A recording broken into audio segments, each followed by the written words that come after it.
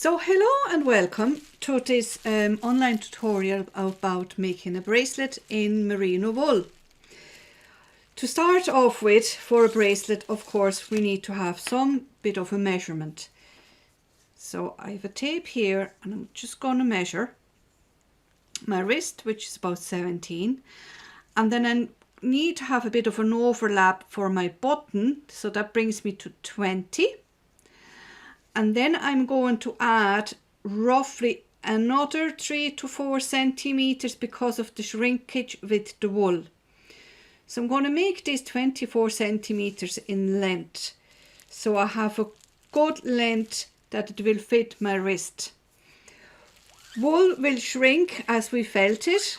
To give you an accurate measurement how much it will shrink is not difficult, but it depends what wool that you use, the thickness and how much you're going to felt it. But it's an overall guide. It's going to shrink between 2 to 4 centimeters, sometimes a bit more, sometimes a bit less. So let's start. So I'm going to make mine 24 centimeters. So I have here two different types of wool. This is a roving, and as I explained, all the wools run in the same direction. And then I have a batting, which all the layers, all the fibers are mixed already. So I think I'm going to start off actually with this green one. So I can just separate this. And because the fibers are mixed already, I can just put them down here on this mat. This mat is great. It will help that it's not moving around on the bubble wrap when I add the water. So that will keep it nice in place. It won't move on me. So I have too much here now, so we take that off. And that's about fine. So we'll just add this here. Now I want it a little bit thicker. It's thin enough now as it is at the moment, but the size is about right. Then the width at the moment, as you can see, it's just about 8 centimeters. So the width will shrink as well. So probably end up with about that much. So I'd say in the end it'd be about 5 or 6 centimeters. So just going to add a little bit more wool.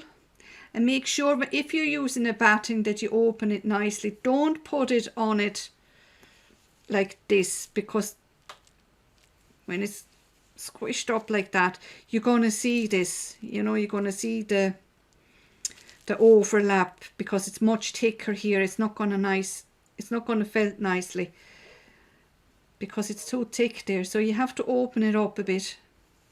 You can separate it if you have too much. It's a bit of a black hair in here from a sheep, so take that out. A bit here and a bit here. Now, if I felt this, it would just be green, but I want to add a little bit of colour in the yellow. So this is the roving.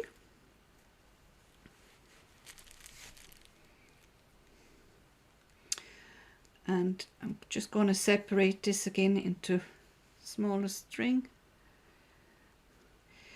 Now, if you have a roving at home and not a batting, the roving you have to lay out like this. One section after the other.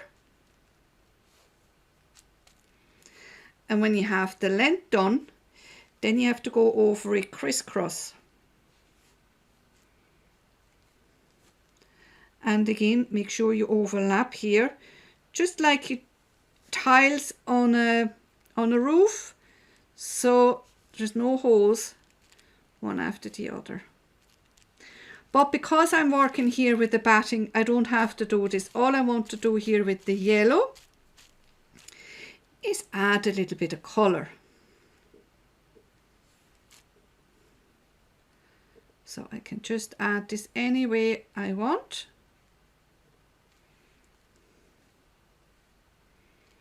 That'll shimmer nicely through the green.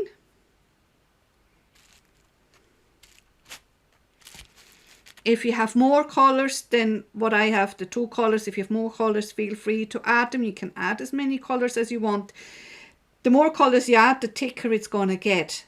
So be careful with that, because you don't want to have it too thick around your wrist either. If you want to make a wristband, I would make it wider again. So I'm just going to remove the wool here. I don't want to get this wet. So now that I'm happy with my layout, I'm going to cover it with the second lining. This is just a non-slip mat. You can use a net curtain as well, that goes too. I find them quite handy. I can wash them as well if I need to. So we're ready now to felt this. I have warm water here. The water is just around 40 degrees, between 30 and 40 degrees, whatever is comfortable for you. The warmer it is, the quicker it will felt. But make sure you don't burn yourself. So the second non-slip mat now will prevent the wool underneath from running around, from spreading too far out. I really want to keep this in place as it is, because when the wool gets in contact now with the hot water, it gets a bit of a shock. So I'm adding my water. And there's a lot of air in wool, so I have to press out the air to make sure it really gets wet. You'd be surprised how much water you're going to need. If you have a second bubble wrap, you can just layer it over it and press down, and that will spread the water really nicely for you. Just rub it like that. But you can just do it with your hands as well. This is not such a big piece. If you have a really big piece that you're felting, the second plastic over it to spread the water really helps.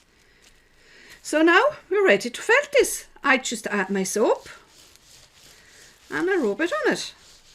The soap changes the pHD in the wool and helps to felt. But more than that, it makes this slippy, because we have to rub this now, and if it's not slippy, it'd be very hard to rub it.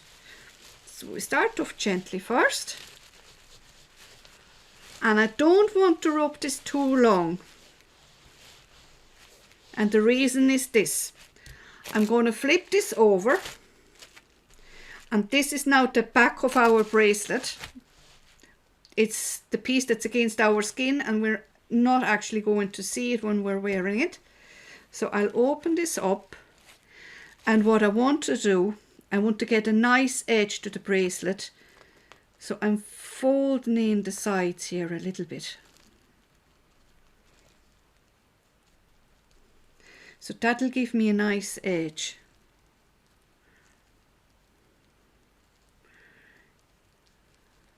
Don't want to come in too close. Just a small bit.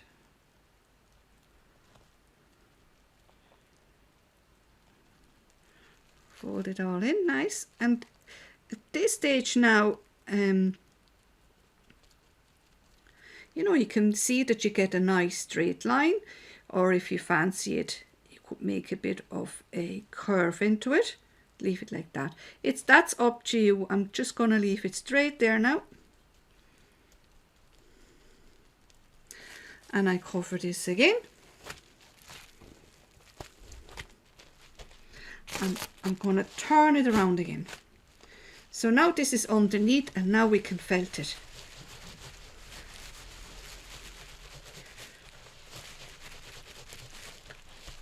So from now on, I will felt this for about a minute. Give it a good rub. Gently to start off with, and then you can add some more pressure.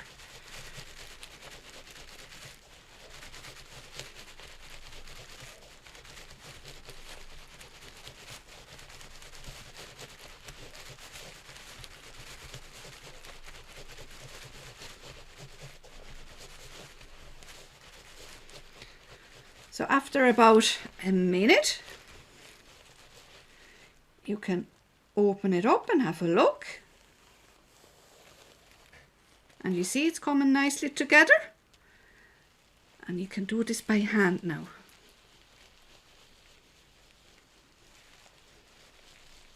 So keep rubbing it.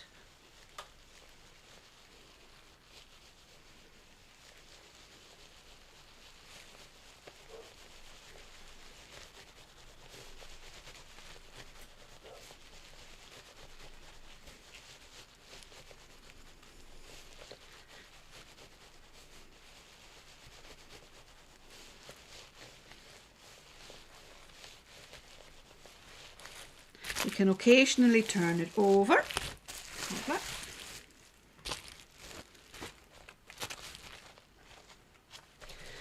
and felt it again on the back. You know, felting is a little bit like making a cake. This is the basics of wet felting, but you will soon find your own rhythm and your own technique. So, you know, when you bake a cake, you go after a recipe the first time you do it. The second time you might just change the recipe slightly, and then if you have baked the same cake a couple of times, you probably more than likely have changed the recipe to your own liking. And felting is very much the same. The principle is to rub the wool, because that's what makes it in felt together with the warm water and the soap. So I can take that layer off as well. And see now the sides I have flipped in, that are turned in, they're completely gone. But we're no means finished now. So this part now is what's called the fulling part. So the bubble wrap is great for doing that, because I have a texture here with the bubbles, and I can just rub it on it.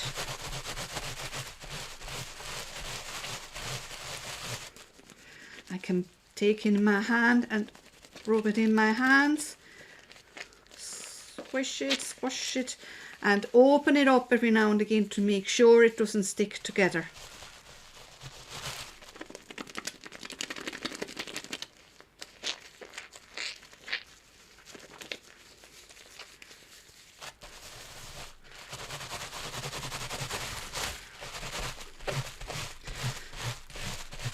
So if you don't have a bubble wrap, you can use a bamboo mat as well. But most people nowadays have a bit of bubble wrap at home with all the packaging we get. It's handy because with the structure on it, and also you don't have a big mess on your table as it keeps the water on the top.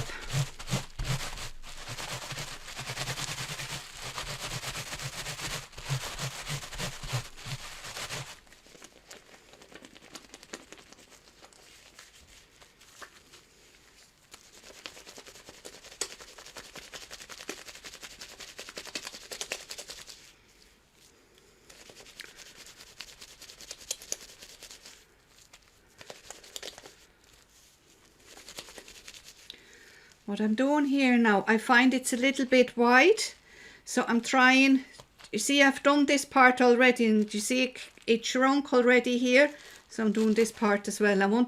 I don't want it as wide, so I'm pressing those together. See, I'll show you now in a minute. See how it changed already? So I'm shrinking this all the time.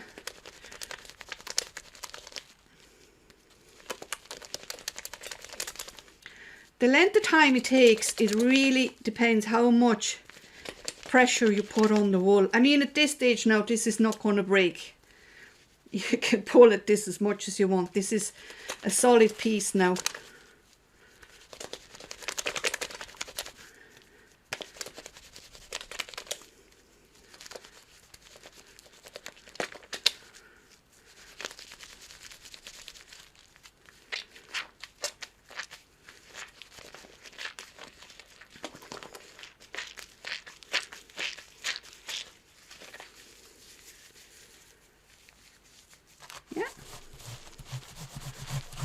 Very happy with that. People always ask, when do you know that you're finished with felting? Some people like their felt really tight and others like it more loose. So it's an individual choice. I like mine rather dense and well felted. So you can keep going with this for as long as you want. At some stage you will not felt it anymore. You will reach a limit. It just gets denser and denser, but you will reach a limit where because you have reached the capacity that it can felt no more.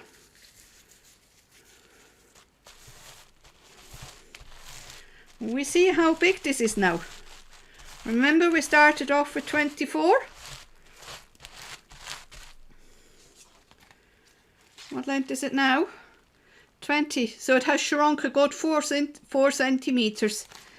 And this way, yeah, it's actually under 5. So it has shrunk a good bit. So I'm happy with this now.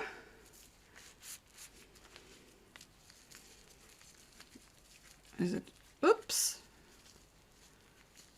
Yeah, I have enough space. I have enough space for a button to close it. So I'm going to rinse this out under a cold water tap or warm water tap, it doesn't matter. Okay. But for the purpose of this now, I'm just going to put it into this bucket now and give it a rinse out in here. But ideally, go under a tap and rinse it out under a tap. Make sure all the soap is out.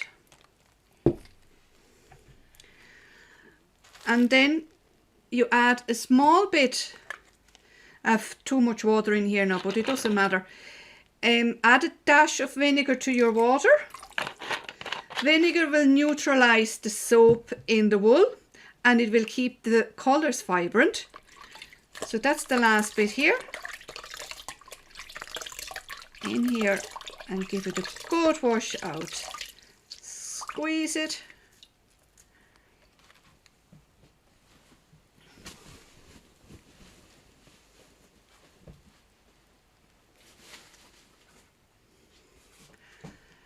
And your bracelet is almost finished.